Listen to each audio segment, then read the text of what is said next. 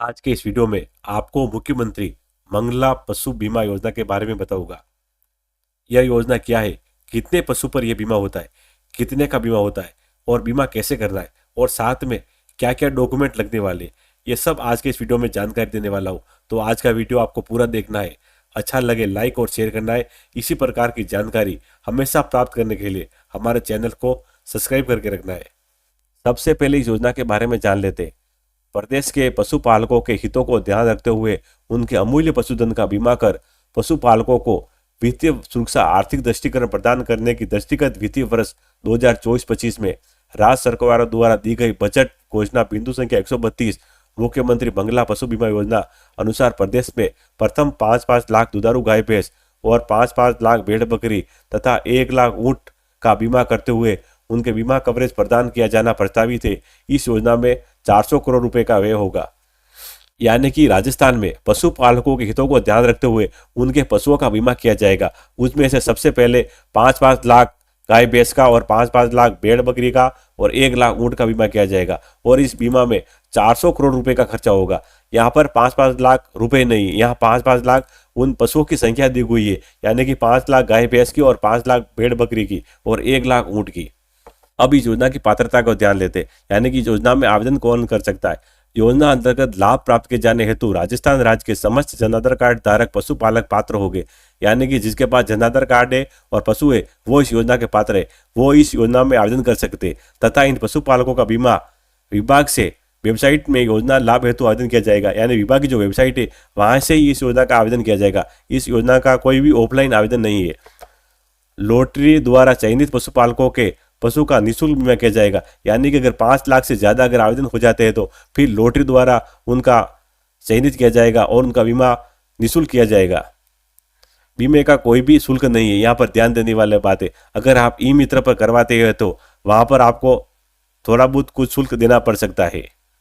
योजना अंतर्गत राज्य के समस्त गोपाल क्रेडिट कार्ड धारक पशुपालक समस्त लखपति दीदी पशुपालकों को प्रथम प्राथमिकता से लाभान्वित किया जाएगा। यानी कि जिसके पास गोपाल क्रेडिट कार्ड है या फिर लखपति दीदी में नाम है तो उनका प्रथम प्राथमिकता से, यानी कि उनका पशुओं का बीमा सबसे पहले किया जाएगा। योजना के अंतर्गत पशुपालक बीमा हेतु केवल टैग पशु का ही पंजीकरण करवा सकेगा। यानी कि जिस पशु के कान में पीला कलर का टैग लगा हुआ है, यानी कि अगर सरल भाषा में कहे तो पशुओं का जो आधार कार्ड जो कान में पीला कलर का पहना हुआ है अगर वो है तो ही उन पशुओं का बीमा किया जाएगा। राज्य के गोपाल क्रेडिट कार्ड पशुपालक समस्त लखपति दीदी पशुपालकों तथा लॉटरी द्वारा चयनित जनाधार कार्ड पशुपालकों के अधिकतम 2 दुधारू गाय, 2 दुधारू भैंस, 1 दुधारू गाय एवं 1 दुधारू भैंस, 10 बकरी, 10 भेड़ और 1 ऊंट का निःशुल्क बीमा किया जाएगा। दोस्तों यहाँ पर ध्यान देने वाली बात है कि अगर आपके पास कितने ही पशु है लेकिन उनमें से केवल 2 पशुओं का ही बीमा किया जाएगा। उसमें से भले आपके 2 गाय 2 भैंस हो या फिर 1 गाय 1 भैंस हो, और अगर बकरी और भेड़ है तो उनमें 10 बकरी और 10 भेड़ का बीमा किया जाएगा और ऊंट है तो 1 ऊंट का ही बीमा किया जाएगा। आपको पहले ही बता चुका हूं कि अगर लॉटरी में आपका नाम आ जाता है तो आपको निःशुल्क बीमा किया जाएगा और अगर आप ई मित्र से इसका आवेदन करवाते हैं तो वहां पर आपका कुछ शुल्क लिया जा सकता है। इस योजना अंतर्गत उन्हीं पशुओं का बीमा कराया जाएगा जिसका किसी अन्य पशु बीमा योजना अंतर्गत बीमा नहीं किया गया है। यानी कि इस योजना में उन्हीं पशुओं का बीमा किया जाएगा जिसका अन्य किसी पशु बीमा योजना में आवेदन नहीं किया गया है। अगर आपने किया हुआ है तो आपका ये आवेदन फेल हो जाएगा। यहाँ पर अगर समय की बात करें तो बीमा कितने दिन के लिए होगा तो यहाँ पर स्पष्ट लिखा हुआ है कि 1 वर्ष के लिए ही यह बीमा मान्य है। अगर आप इस योजना में आवेदन करें तो आपके जो पशु है उनकी उम्र भी वहां पर लिखी जाएगी। जैसे कि गाय की उम्र 3 से 12 वर्ष के बीच है तो ही उसका बीमा होगा, और अगर भैंस की उम्र 4 से 12 वर्ष है तो ही उसका बीमा होगा। बकरी और भेड़ की 1 से 6 वर्ष है और ऊंट की उम्र 2 वर्ष से 15 वर्ष है। यानी कि इस वर्ष में आपका पशु है तो ही उसका बीमा किया जाएगा। बहुत से लोगों का सवाल रहता है कि उनके पशु का कितने का बीमा किया जाएगा। गाय अगर दूध देने वाली है तो उनके 3,000 रुपये प्रति लीटर प्रतिदिन के आधार पर न्यूनतम कीमत का निर्धारण किया जाएगा। यानी कि उनकी जो न्यूनतम कम से कम जो उनकी कीमत है वो 3,000 रुपये प्रति लीटर के प्रतिदिन के हिसाब से गिनी जाएगी, लेकिन यह कीमत 40,000 रुपये से ज़्यादा नहीं गिनी जाएगी। यानी कि उनको ज़्यादा से ज़्यादा 40,000 रुपये दिए जाएंगे। और अगर भैंस है तो भैंस का भी सेम सिस्टम है, वहाँ पे उनको सबसे ज़्यादा से ज़्यादा 40,000 रुपये दिए जाएंगे। और अगर बकरी है तो बकरी का 4,000 रुपये ज़्यादा से ज़्यादा दिए जाएंगे।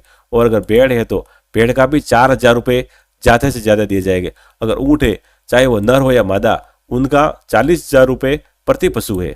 कीमत निर्धारण के समय किसी भी प्रकार की मत भिन्नता की स्थिति में पशु चिकित्सा का निर्णय ही अंतिम एवं सर्वमान्य होगा।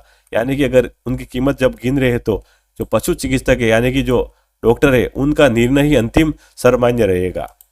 अगर आपको इस योजना में आवेदन करना है तो यह 13 दिसंबर से चालू हो गया है और इसकी लास्ट तारीख 12 जनवरी 2025 है। इसके बीच में ही इसका आवेदन होगा। यदि बीमित पशु का टैग किसी कारणवश गुम हो जाता है तो उस स्थिति में पशुपालक को बीमा विभाग को सूचना देनी होगी। सूचना प्राप्त होने के एक दिन भीतर बीमा विभाग पशु का रीटैगिंग करवाकर पॉलिसी एवं सॉफ्टवेयर के नए टैग का प्रविष्टि करेगा। यानी कि अगर उस पशु के जो टैग लगा हुआ वो किसी कारणवश गुम हो जाता है तो उसकी सूचना विभाग को देनी होगी। पशुपालक द्वारा पशु की बिक्री उपहार दिए जाने की स्थिति में बीमा पॉलिसी समाप्त मानी जाएगी। यानी कि अगर कोई पशुपालक है उसके पशु का अगर बेच देता है या फिर कोई उपहार दे देता है तो ऐसी स्थिति में उसका जो बीमा पॉलिसी है वो समाप्त हो जाएगी। इस योजना में आवेदन करने के लिए आपके पास जन आधार कार्ड में मोबाइल नंबर जुड़ा हुआ होना चाहिए और इस प्रकार से पशु के साथ में आपकी एक फोटो चाहिए।